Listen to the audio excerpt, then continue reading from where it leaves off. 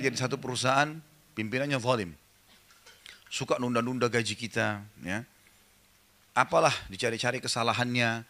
Tapi kita kalau berhenti serba salah. Tidak ada tempat kerja lagi. Mau hidupin keluarga dari mana? Ya sabar. Jalankan tugas sebagai pegawai. Yang belum kita dapat keluhkan kepada Allah Subhanahu wa ta'ala. Ya. Ada seorang salafus salih dulu teman-teman sekalian. Dia kelaparan sama keluarganya, sama istri anaknya. Nggak ada makanan. Dia pulang ke rumah, tanya istrinya ada makanan, tidak ada. Dia bilang juga saya tidak dapat hasil hari ini. Mereka kebetulan kehidupannya hanya tahu apa yang didapat hari itu yang dimakan. Maka kata istrinya, lalu bagaimana? Kita masa tidur dalam keadaan lapar? Kata suaminya, baik, sabarlah sebentar. Saya coba keluar lagi cari rezeki. Malam. Sudah mungkin kalau kita sekarang di awal malam, di atas jam 10 malam. Waktu dulu tidak ada penerangan di jalan, gelap. Lalu dia tidak tahu mau kemana, dia ke masjid. Di masjid dia sholat. Gitu kan. Sholat pada saat itu, kebetulan di malam itu, raja yang berkuasa di wilayah itu, di wilayah Irak waktu itu kebetulan memang dia gelisah, nggak bisa tidur malam itu. Gelisah dia pada malam itu, nggak bisa tidur.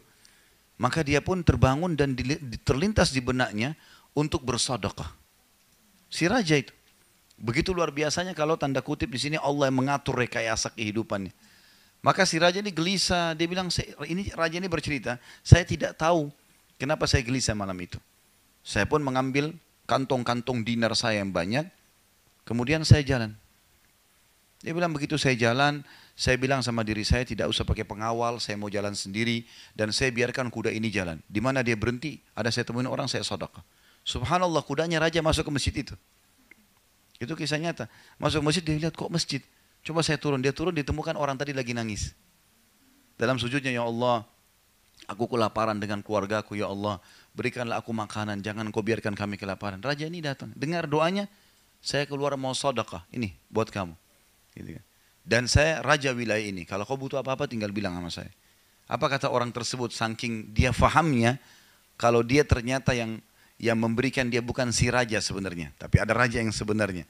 Dia mengatakan, demi Allah saya tidak akan minta kepadamu, tapi saya akan minta kepada zat yang telah mengutusmu datang kepadaku. Minta kepada Allah SWT. Banyak orang tidak faham poin ini. Sekarang dia butuh nih, ya Allah utang saya lunasi, ya Allah sembuhin penyakit. Allah berikan panduan nih. Ada orang temannya datang pinjamin duit atau bayarin lunasin utangnya. Atau misalnya dia, apalah yang dia inginkan, Allah kasih, sakit, ketemu dokter yang bagus. Udah lupa sama Allah nih. Oh dokter itu hebat gitu kan. Loh yang tadi kamu berdoa sama Allah minta supaya disembuhin, yang membuat dokter ini datang itu adalah Allah SWT. Gitu.